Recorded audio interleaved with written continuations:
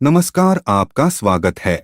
दोस्तों, भारतीय संस्कृति में कुमकुम और सिंदूर का बहुत अधिक महत्व होता है। हमारे देश में कुमकुम और सिंदूर यह विवाहित महिलाओं का सबसे महत्वपूर्ण और प्रमुख श्रृंगार होता है और इनके साथ महिलाओं की गहरी श्रद्धा, आस्था और विश्वास जुड़ा हुआ होता है। माथे पर सजा कुमकुम और मांग में भरा सिंदूर यह विवाहित महिलाओं का मान सम्मान और अभिमान होता है। लेकिन अधिकांश महिलाएं यह नहीं जानती है कि कुमकुम और सिंदूर लगाने के भी कुछ नियम होते हैं जो कि हमारे शास्त्रों में बताए गए हैं, और उन सभी नियमों को प्रत्येक महिला को ध्यान में रखना ही चाहिए, तभी उनके कुमकुम और सिंदूर लगाने का कोई अर्थ होगा।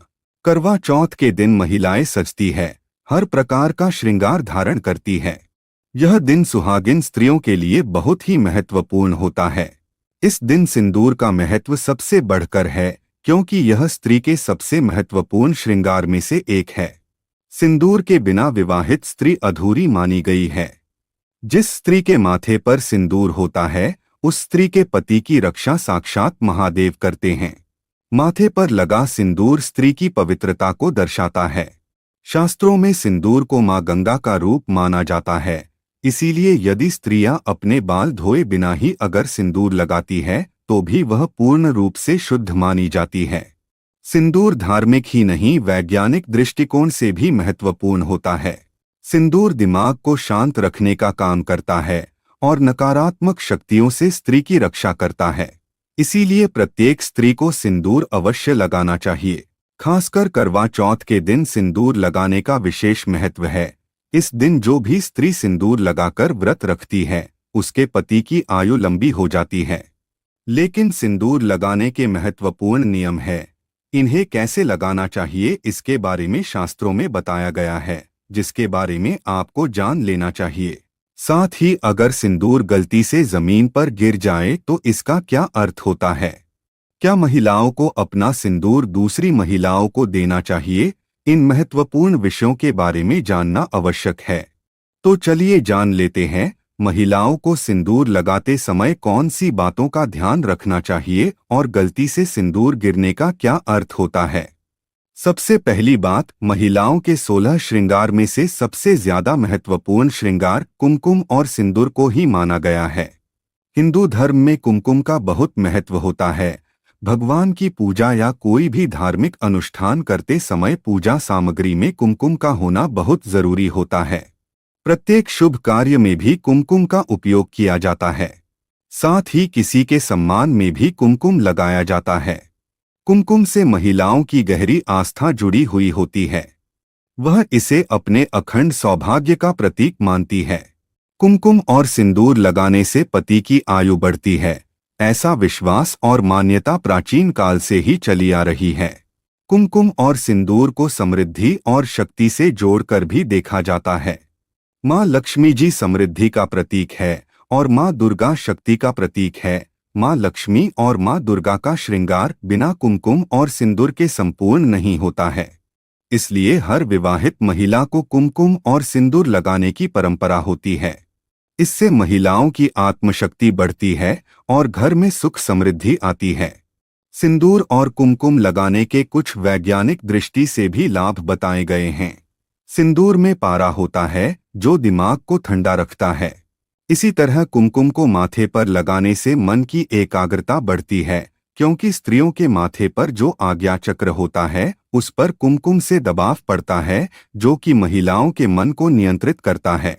माथे पर लगा कुमकुम बुरी शक्तियों को शरीर में प्रवेश करने से रोकता है और इसे लगाने वाले पर किसी भी प्रकार के तंत्र मंत्र और सम्मोहन शक्ति का दुष्प्रभाव नहीं होता है।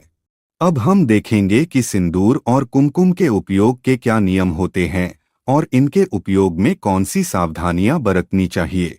सबसे महत्वपूर्ण बात जो सभी महिलाओं को ध्यान रखना बहुत जरूरी होता है वह यह है कि खुद को कुमकुम लगाने के लिए और मांग में सिंदूर भरने के लिए महिलाओं को हमेशा अनामिका उंगली का उपयोग करना चाहिए। इसके पीछे यह शास्त्र बताया जाता है कि हमारी अनामिका उंगली में शरीर के शक्ति तत्व और आज्ञा चक्र को तुरंत जागृत करने की क्षमता होती है। इसलिए खुद को कुमकुम या सिंदूर लगाते समय अनामिका उंगली का ही उपयोग करना चाहिए। लेकिन यदि हम किसी अन्य व्यक्ति को कुमकुम लगा रहे हैं तो हमेशा मध्यमा उंगली से लगाना चाहिए। इसका कारण यह है कि हमारी मध्यमा अंगुली में बहुत अधिक मात्रा में तेज होता है, जिससे इसमें बुरी शक्तियों से हमारा संरक्षण करने की क्षमता होती है। इसलिए यदि सामने वाले व्यक्ति में बुरी शक्तियां होती है तो वह उंगली के माध्यम से हमारे शरीर में प्रवेश नहीं कर पाती है। अक्सर ही किसी धार्मिक प्रसंग में महिलाएं दूसरी महिलाओं को आवश्यकता से अधिक मात्रा में कुमकुम लगा देती है, जिससे महिलाएं तुरंत ही अतिरिक्त कुमकुम को पोंछ देती है। यह दोनों ही बातें सही नहीं हैं। कुमकुम थोड़ी ही मात्रा में लगाया जाना चाहिए और उसे तुरंत ही पोंछ देना भी उचित नहीं है। माथे से कुमकुम को पोंछ देना अशुभ माना जाता है। यह भी ध्यान रखें कि अतिरिक्त कुमकुम यदि नाक पर गिर जाता है तो यह बहुत ही शुभ माना जाता है। यह इस बात का संकेत होता है कि आपका पति आपको बहुत प्यार करता है। आपको आश्चर्य होगा कि कुमकुम या सिंदूर यदि गलती से जमीन पर गिर जाता है तो यह शुभ संकेत होता है। आप तुरंत उस गिरे हुए कुमकुम या सिंदूर को नमस्कार करें और खुद को तथा घर के अन्य सभी लोगों को वह गिरा हुआ कुमकुम लगा दें। फिर जितना कुमकुम उठा पाएं उतना उठाकर वापस डिब्बी में भर लें और नीचे के कुमकुम को उठाकर मिट्टी या गमले में डाल दें। उस जगह पर किसी का पैर लगने के पहले वहां पानी से पोंछा लगा ले। याद रखें कि कुमकुम एक पूजा की सामग्री होती है, इसलिए इस पर किसी का पैर नहीं लगना चाहिए।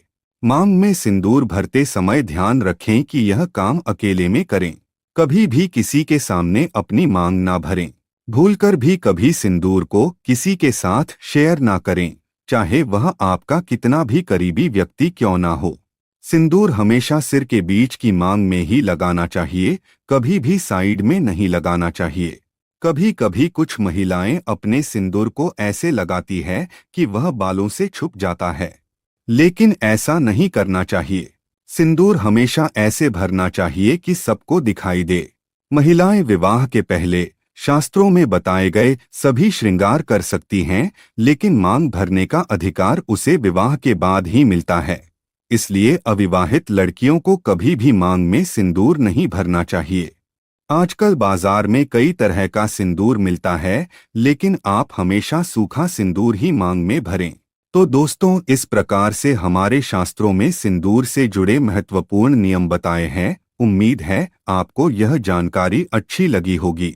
वीडियो को लाइक जरूर करें, कमेंट में जय मां लक्ष्मी अवश्य लिखें, साथ ही चैनल को सब्सक्राइब करें। आप सभी का धन्यवाद।